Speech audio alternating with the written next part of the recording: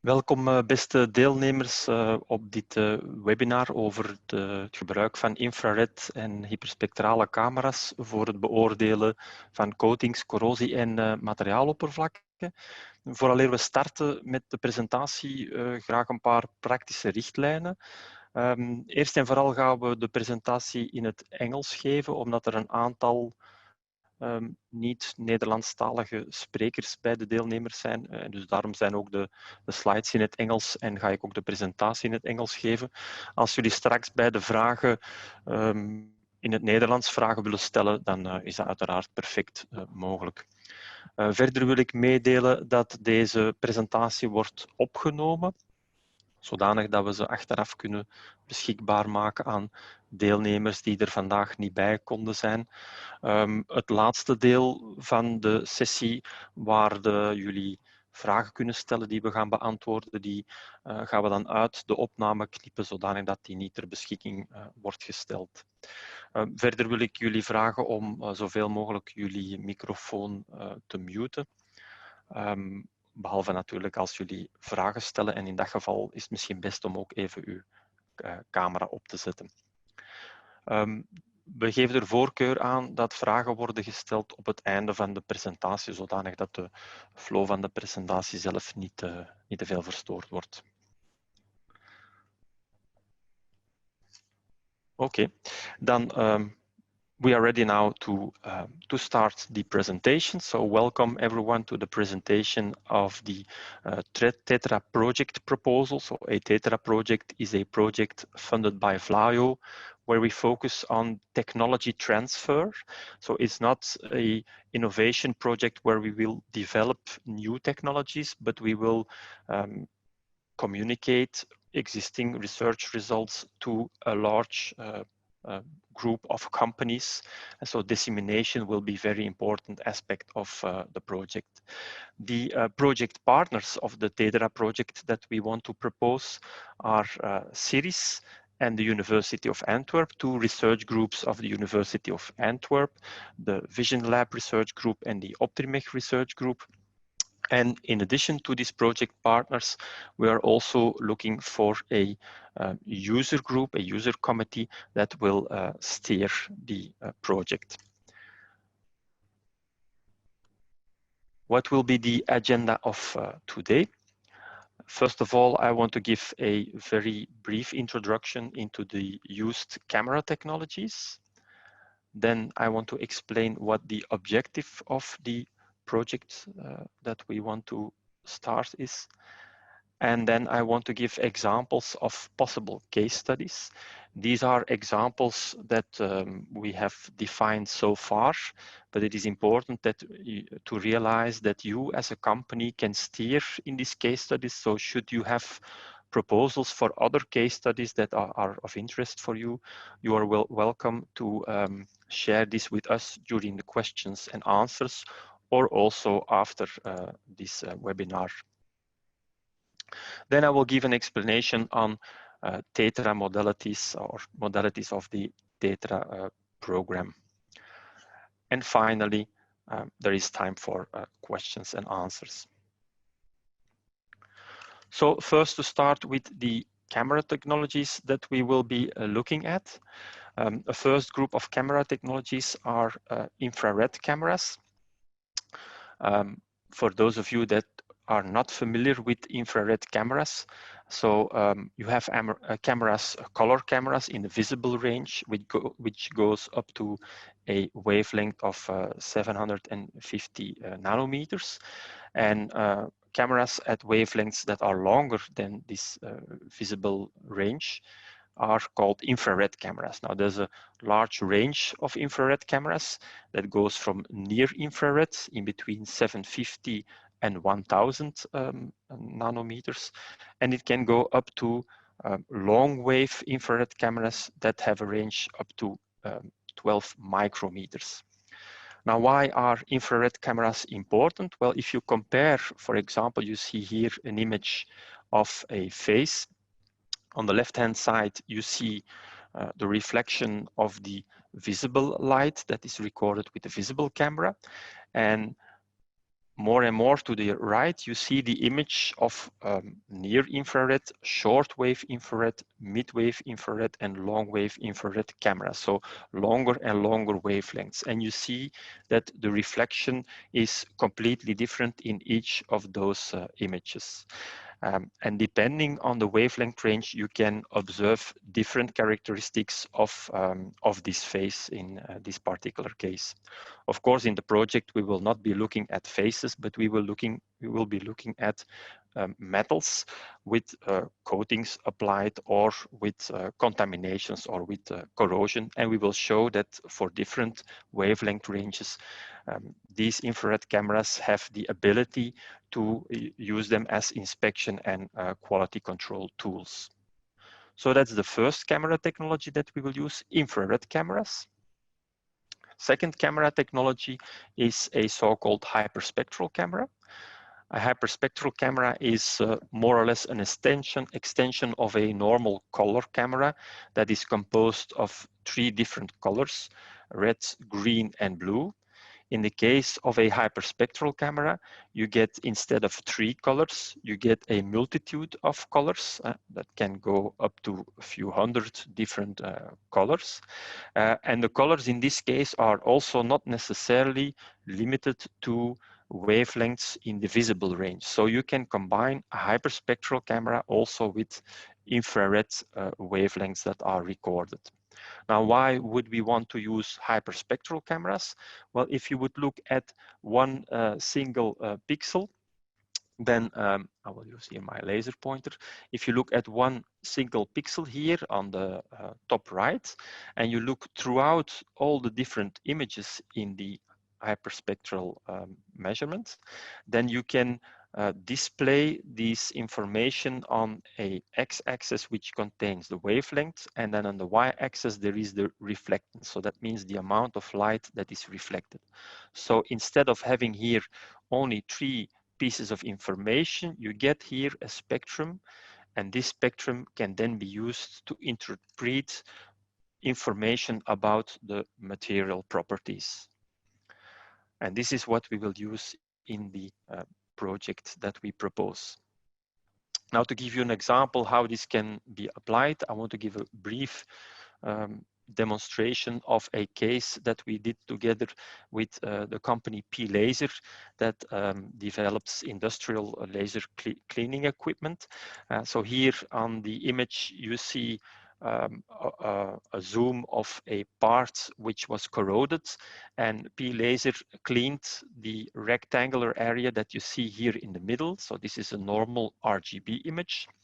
If you would measure now a hyperspectral image and you would look at pixels in 2 regions, first of all, the region where there is corrosion near the border of the image, and secondly, to a pixel in the middle, and you would plot then these 2 pixels in function of the wavelength, then you get this information. So again, you get the wavelength here on the x-axis.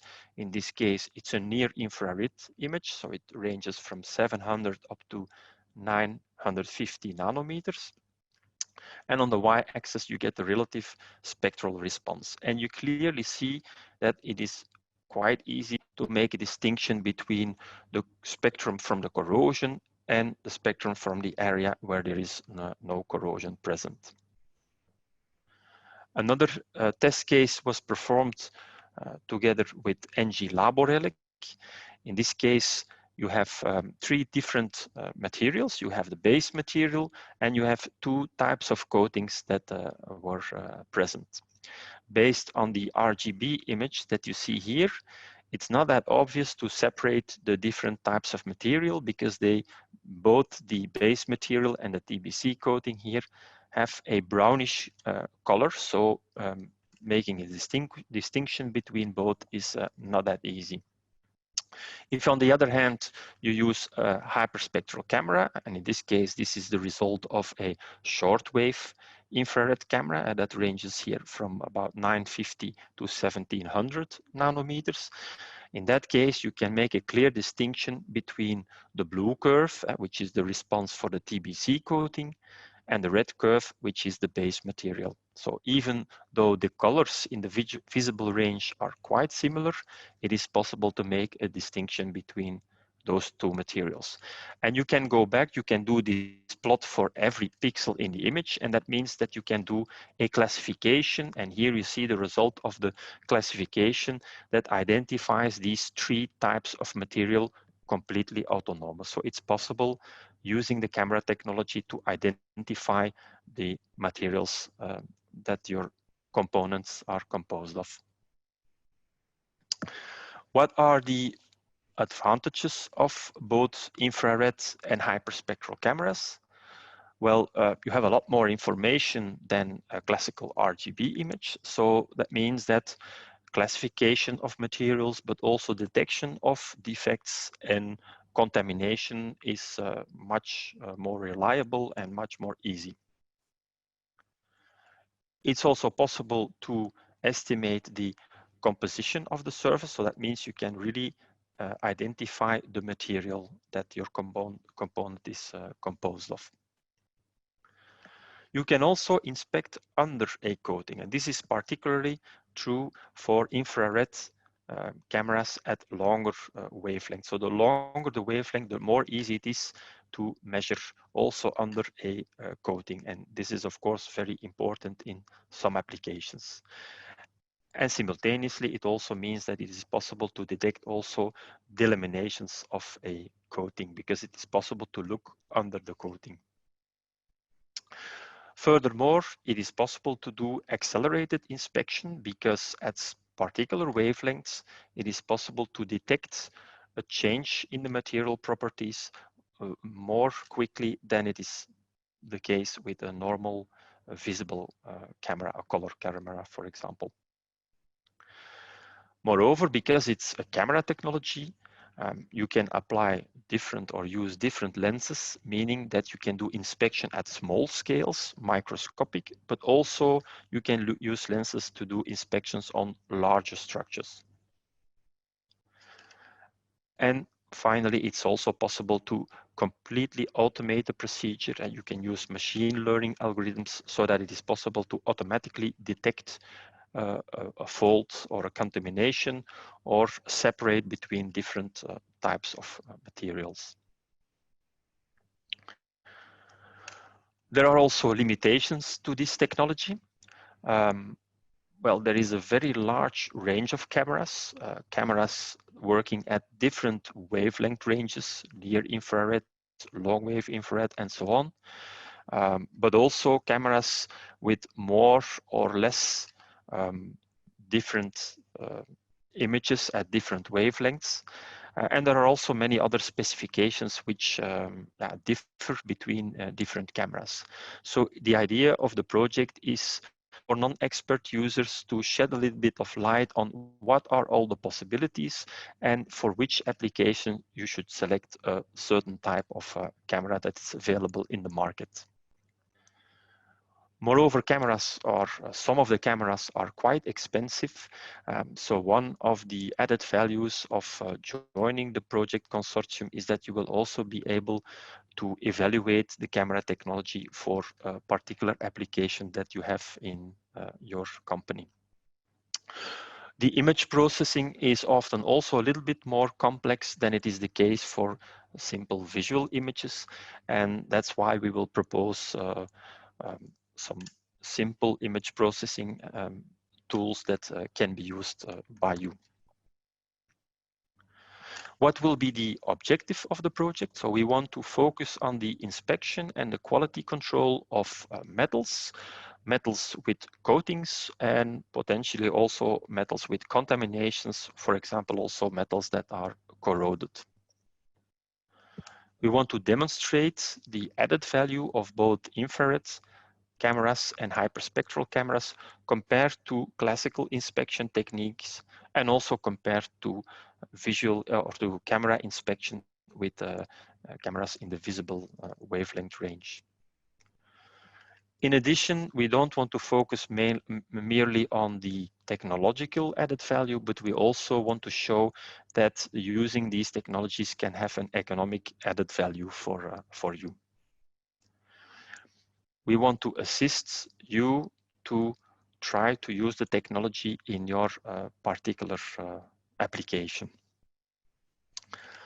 And also we want to perform case studies that are proposed by the members of the user committee.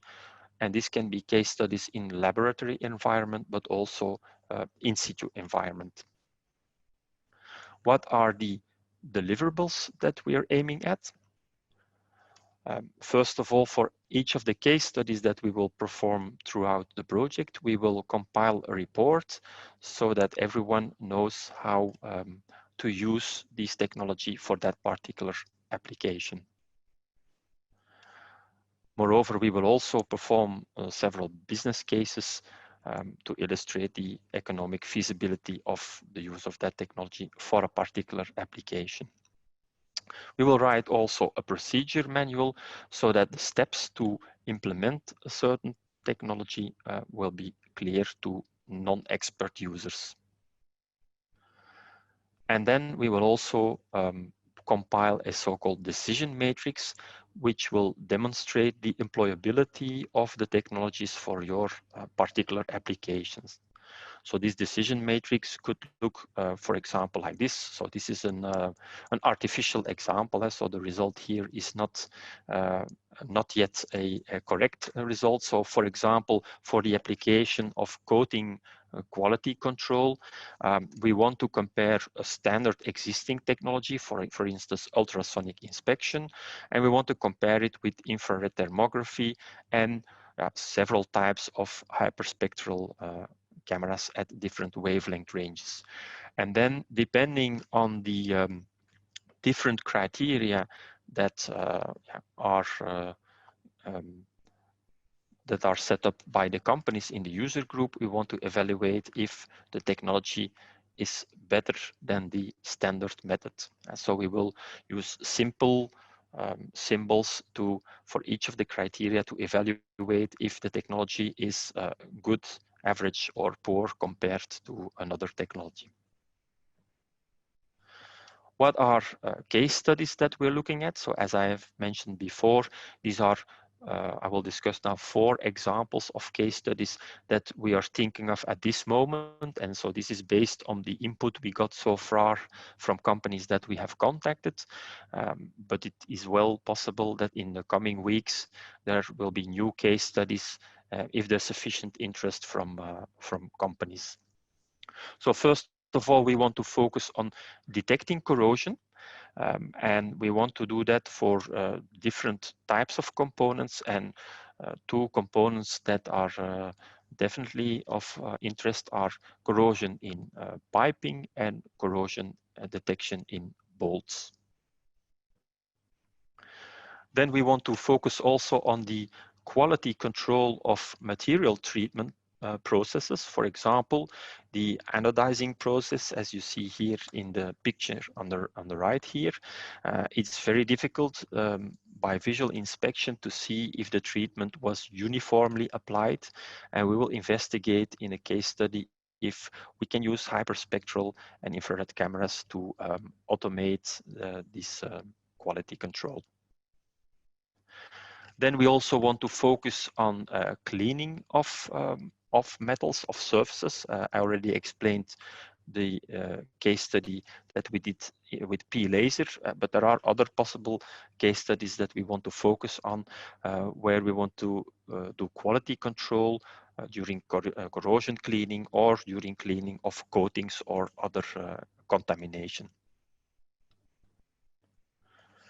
And then finally, we will also want to focus on the coating itself, where we want to study if the camera technologies can be applied to monitor the curing process of the coating, to monitor possible degradation during the lifetime, which we can artificially simulate. And we also want to see if we can use the camera technologies to do identification of the material properties of the coatings. So these were 4 examples of possible cases that we will tackle during the project. To conclude, what are the Tetra modalities? A Tetra project is a project that has a duration of 2 years. We aim at submitting the proposal at the end of January. And that would mean if the project is approved, that the start date will be October 2021. Of course, it's important to realize that that there will be a lot of activities also before the project is submitted, because the interaction between the project partners and the user committee is very important to make sure that we have a project that is really shaped by a group of companies.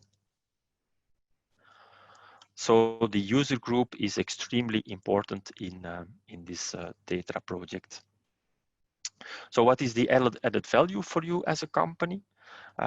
Well, first of all, you will be able to steer the projects, and this is typically done during the project meetings, the user committee meetings, and normally there are 2 project meetings on a yearly basis. So in total, 4 project meetings. Of course, there will be also a lot of bilateral interactions between the partners and the user committee, but also bilateral interactions between different companies in the user group, because there are also technology providers in the user committee. There are camera distributors, there are camera developers in the user committee, and there are end users. And the idea is also to put these companies together. And so the networking is also a very important aspect of the Tetra project. And of course, as was mentioned before, also the business case aspect is will be treated in the project.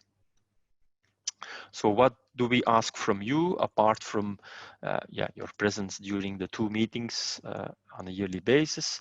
There's also a contribution that can be cash or in kind, and normally that will be around 1,500 euros. So the Vlaio requires that 7.5% of the total budget of the project is contributed by the user group. So depending on the number of companies that are in the user group, the contribution for each company will be a bit lower or higher, but generally speaking, this is around 1,500 euros. Okay, so this concludes this brief introduction about the technologies and the Tetra modalities. If you need further information, you see here the contact information of, first of all, the 2 research groups that are involved from the University of Antwerp. So my colleague Paul Scheunders from the Vision Lab, and myself, I am from the Optrimic research group. And then on the right-hand side, you see the 2 people involved from Sirris with their contact information. So you are very welcome to contact them with any question or remark, and we will call you back for a bilateral meeting if needed.